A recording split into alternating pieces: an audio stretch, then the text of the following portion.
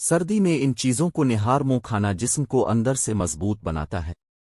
پپیتا پپیتا ہماری آنتوں کے لیے اچھا سمجھا جاتا ہے، یہ پیٹ کے بہت سے مسائل کو دور کرتا ہے۔ شہد اور نیم گرم پانی سردی میں اپنے دن کی شروعات نیم گرم پانی اور شہد سے کریں۔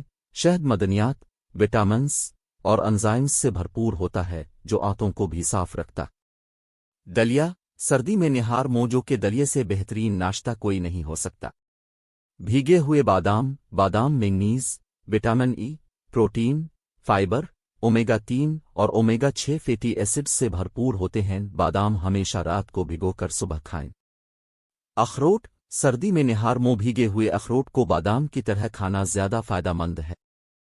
کشمش ماہرین کے مطابق سردی میں کشمش کو رات میں 1 گلاس پانی میں بھگو کر اگلی صبح خالی پیٹ کھا لینا کشمش صحت کے لیے انتہائی فائدہ مند ثابت ہو سکتا۔